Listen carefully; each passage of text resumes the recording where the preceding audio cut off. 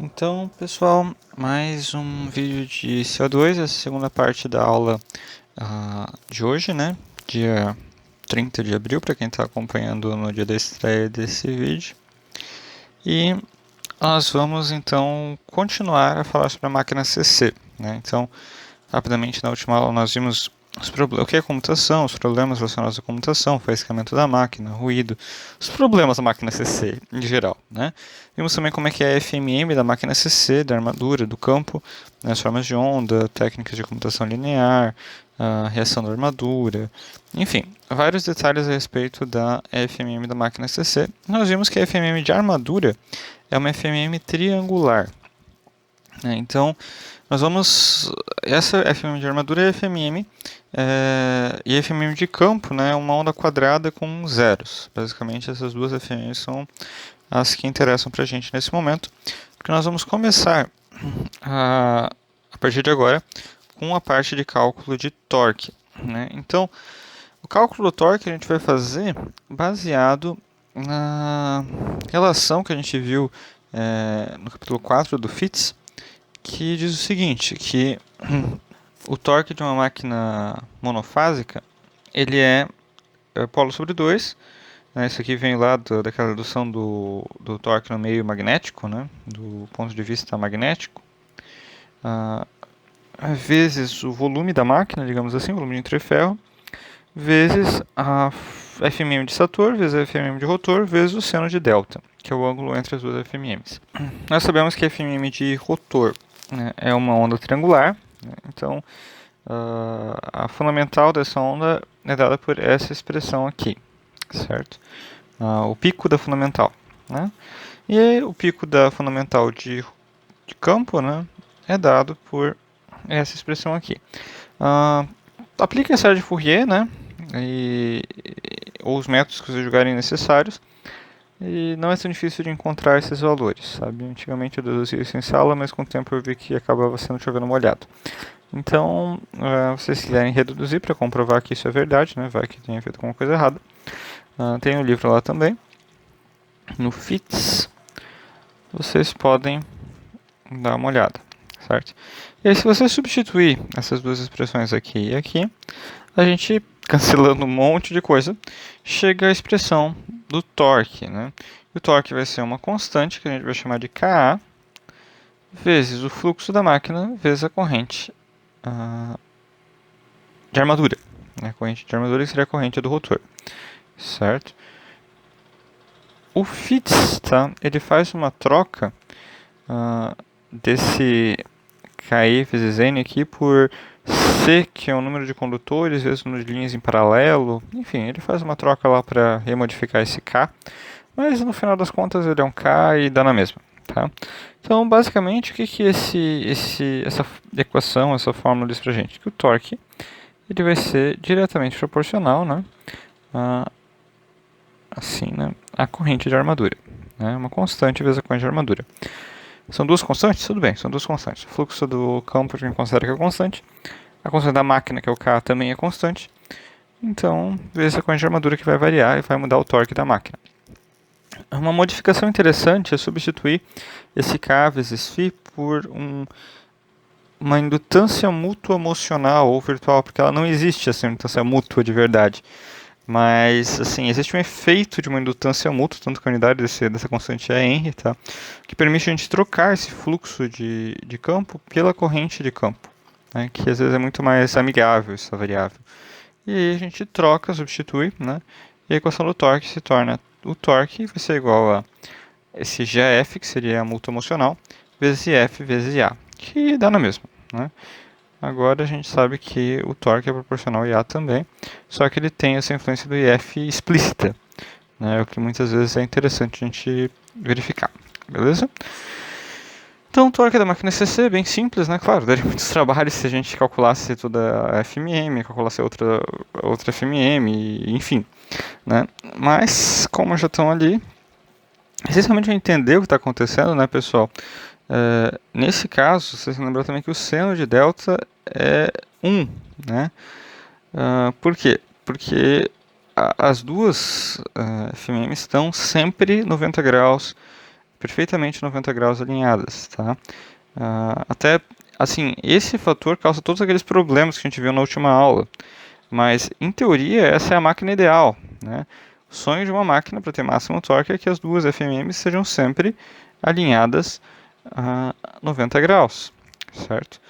Então, o que que acontece, né? A máquina CC ela tem um fluxo de campo estabelecido e tem um fluxo de armadura. E a armadura sempre vai correr atrás do campo, né? Só que o que acontece? Sempre ela vai se mover nessa direção, só que quando chega aqui inverte o campo. Então o motor sempre vai ficar correndo atrás, como se fosse o cachorro correndo atrás do rabo, né? Ele sempre vai querer alcançar esse campo e ele nunca vai alcançar, porque o computador força com que essa FMM fique nesse sentido sempre, certo? Então, máquina CC gira assim, né? Ela não tem campo girante, pessoal. O campo da FMM do estator ele é fixo, tá? Então, na verdade, ele é um caso diferente. Existem em eletromagnetismo, assim, tem casos clássicos, né, de análise de torque. Um caso clássico é quando você tem um campo variável sobre uma espira constante.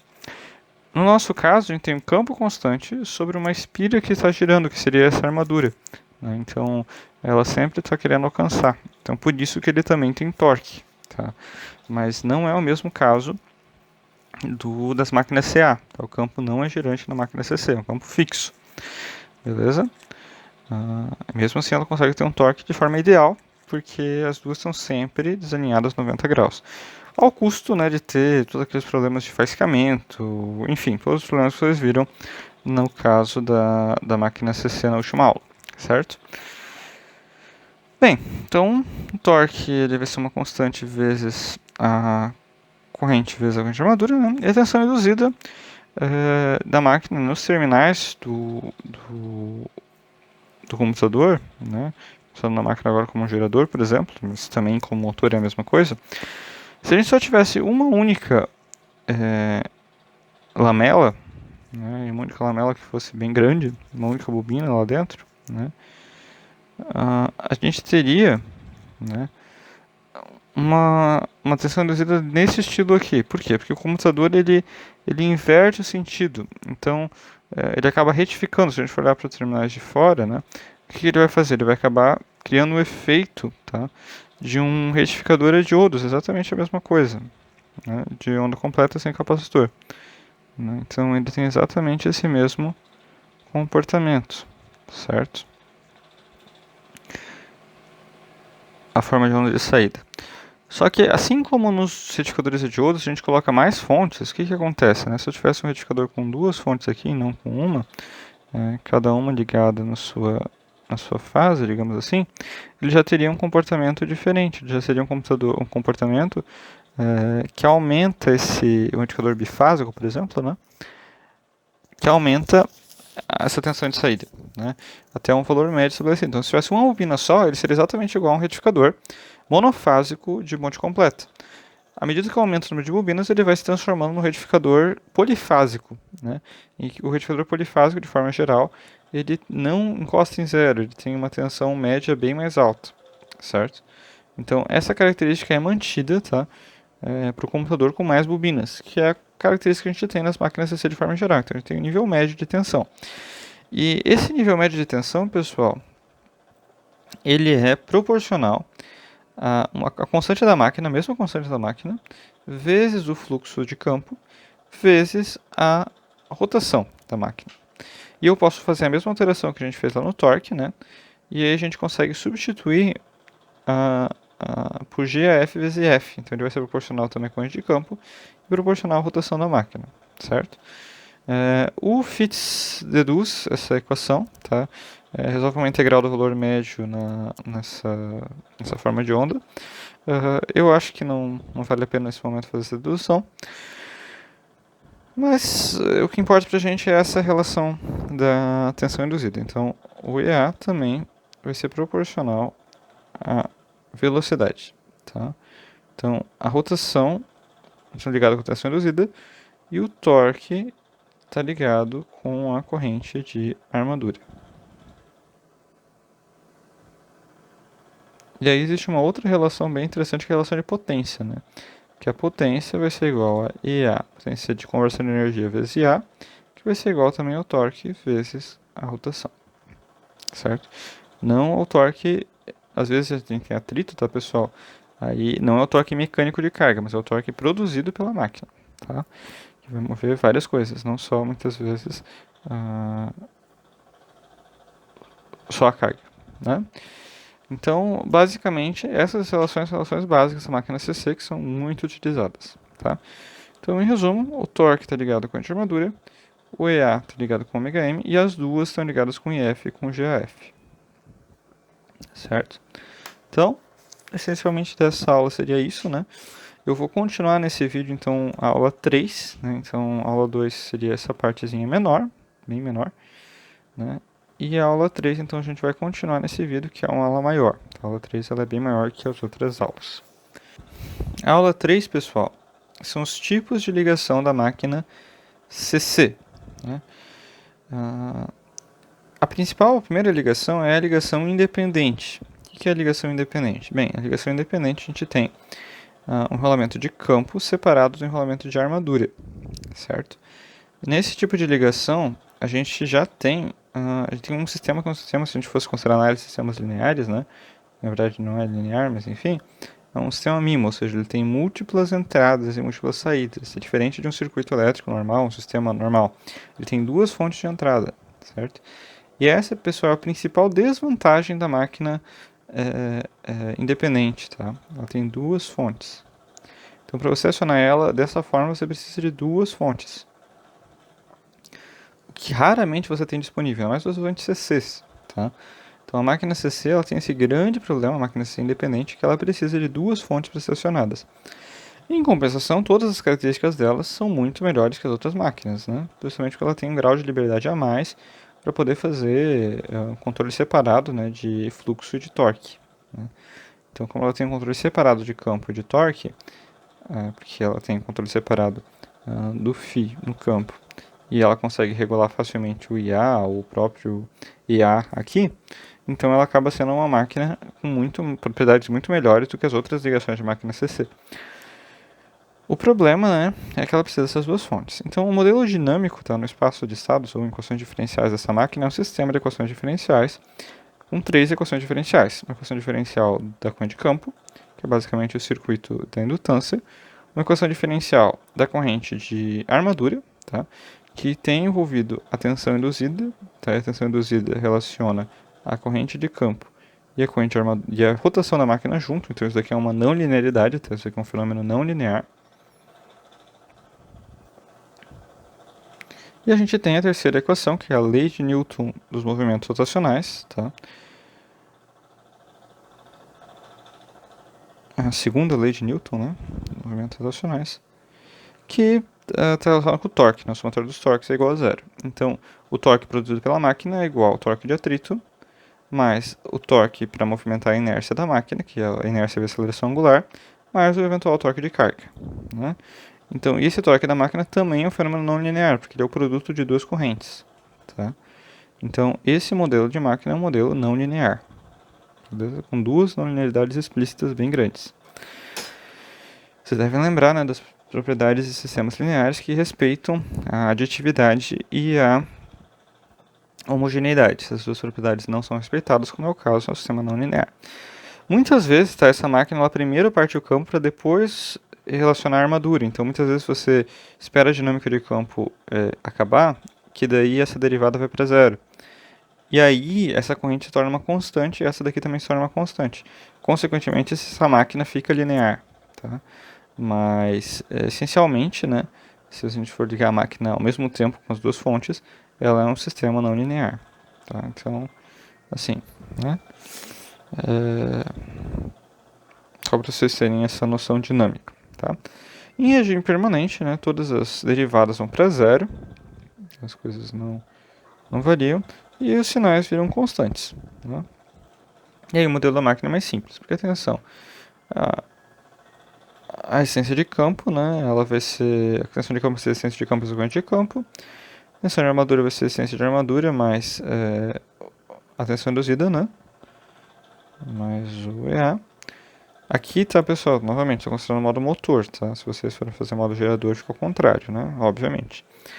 E a gente tem a questão da variável mecânica, né, que vai ser o torque de carga mais o atrito, né, o torque total da máquina. Em muitos exercícios a gente não considera o atrito, e em outros exercícios a gente considera um atrito não linear, tá? Depende muito da carga, beleza? Uma característica importante, tá, pessoal, de todas as máquinas, principalmente atuando com motores, é a característica de torque por rotação, tá? E na máquina CC existem as características, em todas as máquinas elétricas, né, existe a característica de malha aberta, que é a característica natural da máquina, digamos assim. E, claro, essa característica em malha aberta, tá, pessoal, ela é em regime permanente, tá? É irônico isso, né? Isso, sendo uma máquina de indução, isso é muito irônico. Não é característica dinâmica, tá? A característica dinâmica ela é bem mais não linear, né? Característica de regime permanente, tá? Então a gente faz como se fosse uma média da característica dinâmica. Essencialmente, essa característica vê uma função, né, do torque como uma função da rotação e como é que isso se comporta, tá? Isso dá para a gente ter uma noção de como é que a máquina funciona, né? Principalmente para projetos de motores e tudo mais, isso é relativamente interessante. A máquina, essa daqui é a relação da armadura, né? Relação da armadura. E pela fórmula do torque, a gente também sabe que a corrente pode ser isolada dessa forma. Então, se eu substituir essa corrente aqui, né, eu vou ter uma expressão que engloba torque e rotação junto, né? E aí eu isolo o torque, basicamente. Se eu isolo o torque, eu encontro uma relação entre torque e rotação, que também é função da tensão na máquina, tá? Mas isso daqui é considerado constante, um degrau, digamos assim. E aí eu tenho essa relação, certo? Essa relação é uma reta decrescente, tá? Então, à medida que a rotação aumenta da máquina, o torque diminui de forma linear, ou afim, né? Decrescente. E essa relação, ela tem, para rotação zero tem um torque limite, né? E para torque zero tem uma rotação limite também, né? Então, basicamente, daí se eu reverter o sentido, né? Daí, enfim, aí vira outra curva. Beleza? Então essa é a característica de torque e rotação na máquina independente. Tá?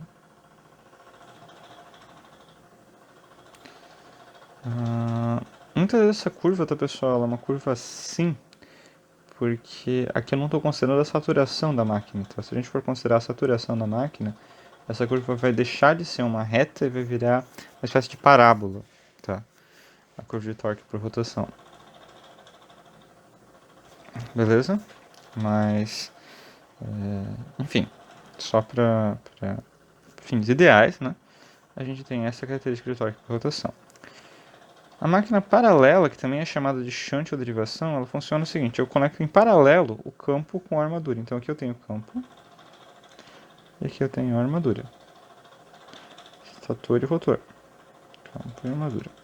E eu pego os dois circuitos e conecto eles em paralelo. Tá? Ao fazer isso,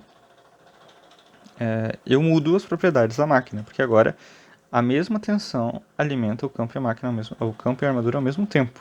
Né? Então eu não tenho mais a condição de estabilizar o campo primeiro. Né? Aqui, e na verdade fica bem mais não linear o modelo dinâmico, mas nós não vamos entrar no modelo dinâmico, vamos entrar só no modelo de regime permanente.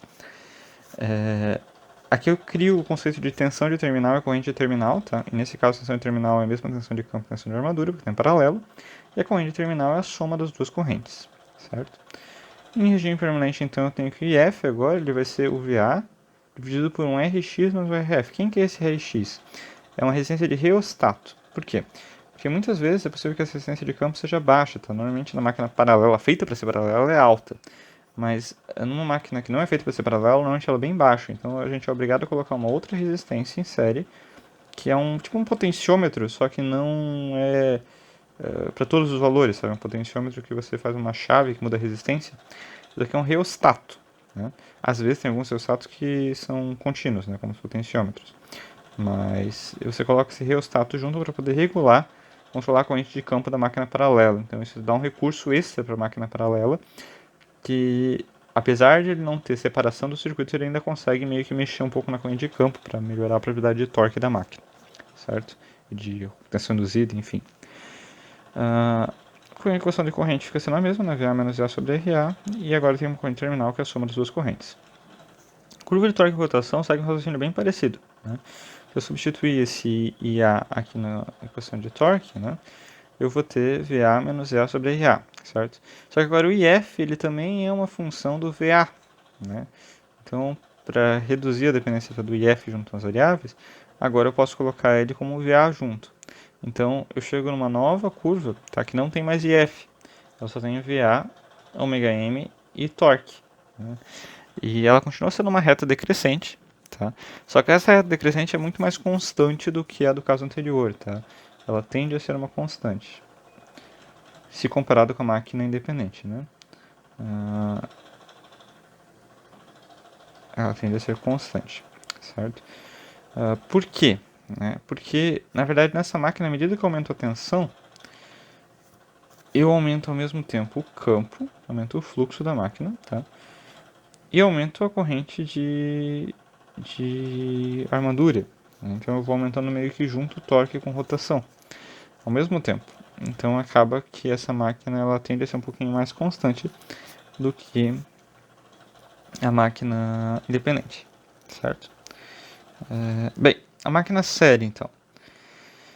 A máquina em série, pessoal, eu ligo em série campo com armadura. Então aqui eu tenho campo e aqui eu tenho a armadura, certo? Então nesse caso as correntes são iguais e as tensões são a soma uma da outra, né? Com a tensão terminal.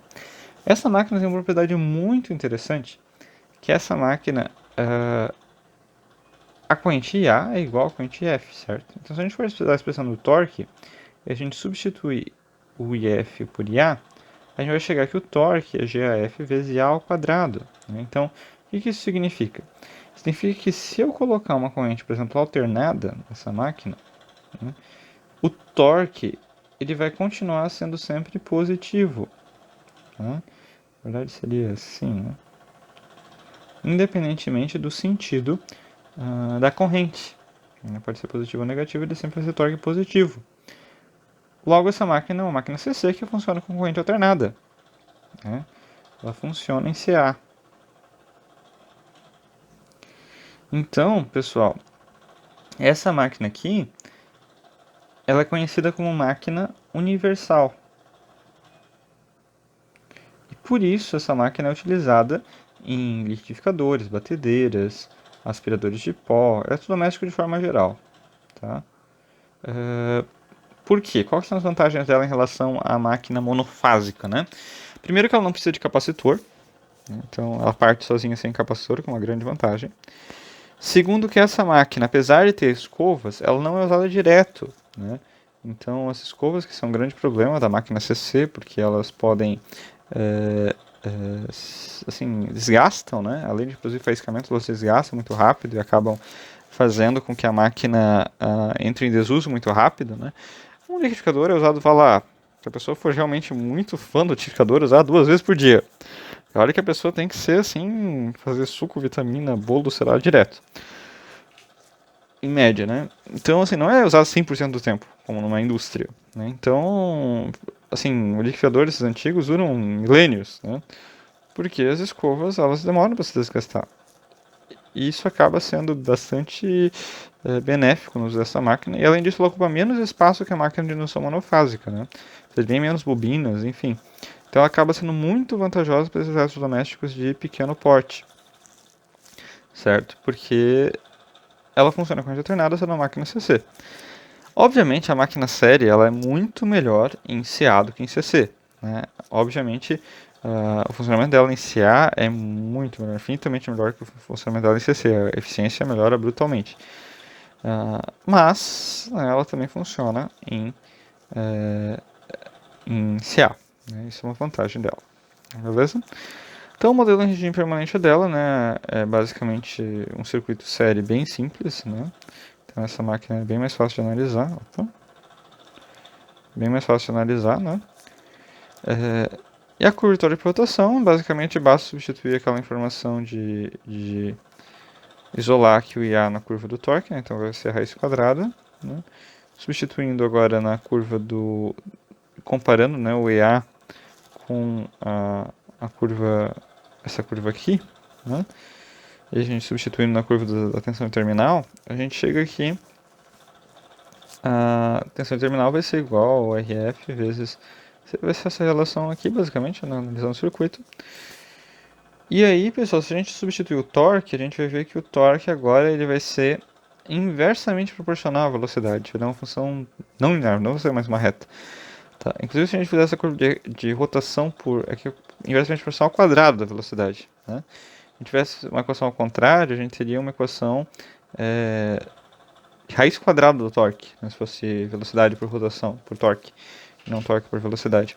Então, essa equação aqui, ela é bem interessante, ela explica muitas coisas. Primeiro, eu tenho um torque para velocidade zero, tá? Se eu jogar aqui zero, eu vou ter um torque, que vai ser um torque bem alto, tá? A tendência é que ele seja, tenda ao infinito, tá? Ele tende a evolução, porque assim, as resistências da máquina séria normalmente são bem baixas, né? Normalmente, sei lá, 0,1 ohms. Ao quadrado, isso daqui é 0,01, né? E aí, um número grande dividido por um número pequeno é um número bem grande. Né? Então, assim, que para velocidade zero, o torque seja bem alto dessa máquina. E para velocidade bem alta, o torque é zero. Né? Se o torque tender a zero, a velocidade vai dar infinito. Né? Se eu passar isso aqui para multiplicando, isso aqui para dividindo, então aqui vai ter uma divisão por zero, vai dar infinito a velocidade. Né? Então essa máquina, quando ela está vazia, ela gira muito rápido, ela só vai ser limitada pelo atrito. Né? Ela tem altas rotações, ela passa facilmente as rotações limitadas da máquina CA. Né? É uma máquina de altas rotações, essa é uma outra vantagem da máquina CC, né? Não tenho limite para rotação. E além disso, quando eu tenho velocidade baixa, o torque é bem alto, por isso essa máquina também é boa para ser um liquidificador, uma batedeira, uma furadeira, porque no início eu vou ter velocidade muito baixa, ele vai estar travado basicamente o rotor, porque eu tenho uma carga muito pesada. Daí ele usa um torque quase infinito, um torque muito alto para vencer, fazer um furo, bater uma máquina. E depois, quando já tiver vencido, a velocidade vai ser muito alta e vai conseguir polir melhor, né? Então ele vai ter uma alta rotação quando a carga for baixa e uma baixa rotação, alto torque quando a carga a velocidade for baixa. Então essa é uma máquina série muito útil, tá? Para eletrodomésticos de pequeno porte, tá? Por isso que ela vale o nome e é usada até hoje, né? Muito usada. A máquina CC praticamente desapareceu da indústria, mas essa aplicação específica da máquina CC é muito usada ainda hoje em eletrodomésticos diversos, certo? E aqui a gente vê uma utilidade, né, da curva de torque e rotação, para a gente entender o que está acontecendo com a máquina, né? Só para tentar entender um pouquinho da aplicação dessa curva. Bem, outras configurações da máquina. Então tem a máquina composta longa e a composta curta. Qual que é a ideia das máquinas compostas? Eu pego o enrolamento de campo e divido ele pela metade ou por alguma proporção. A parte dessa proporção eu coloco em série com a armadura. Se eu colocar direto em série com a armadura, tá, eu tenho a composta longa. Então uma parte do campo ficou em série com a armadura e outra parte do campo ficou em paralelo com a armadura. Tá? Essa máquina ela retém mais as propriedades da máquina CC série. Tá? E existe a composta curta, em que eu coloco a. Desculpa, paralelo. Eu coloco uma parte dessa composta curta em série com os terminais da máquina. Né? Então aqui eu retenho mais a propriedade da máquina paralelo. Tá? Série da máquina CC. Então ela vai ser longa se eu colocar essa outra parte em série com a armadura e vai ser curta se eu colocar em série com o terminal. Certo? E além disso, dependendo de como eu ligar o ponto dessas indutâncias, eu tenho configuração aditiva ou subtrativa, para os dois casos. Tá? Dê uma olhada no FITS. Tá? O FITS explora bem essas máquinas, né? O FITS, o BIM, enfim. Tem uma olhada melhor lá que eles vão trabalhar um pouquinho mais com essas máquinas aqui. Né? Curva de torque e rotação é um pouco mais complicado de tirar, porque depende da proporção ali do campo, se é aditiva ou se é subtrativa, mas também o procedimento é similar ao procedimento das outras máquinas. E por último, tá, existe a máquina de ímãs permanentes. Tá? Essa máquina de ímãs permanentes ela substitui o enrolamento de campo por ímãs. Né? Então, quando ela faz isso, como tem um campo fixo sempre, ela acaba sendo um sistema dinâmico linear sempre. Né? Então, isso aqui é um modelo linear perfeito. Claro, tem um atrito que não é linear, enfim, tem algumas linearidades, mas saturação. Mas, considerando que ela esteja trabalhando dentro de regiões aceitáveis, né, ela vai ter um comportamento linear. O modelo é muito simples, tá? Um circuito de série muito simples. E a curva de torque e rotação é direta, né? Só isola a corrente aqui, substitui iguala com torque e ela vai dar bem parecida com a curva da máquina independente. A diferença é que agora tem só uma constante, né, que é a constante da máquina. Né? Então, na máquina de ímãs, as duas constantes, que seria a constante e o fluxo, se torna uma nova constante KE. Esse fluxo agora é fixo, né? Ele é dado pelos ímãs, certo? Então, essencialmente, essa é a curva a máquina, as ligações da máquina CC, né? E então, repetindo, né, a gente tem como ligar a máquina CC de 6 formas, né? A gente tem a série, a paralelo, a independente, as duas compostas, né? Composta longa e composta curta, e essas duas aqui podem ser aditiva ou subtrativa, né? A gente tem a máquina de ímãs.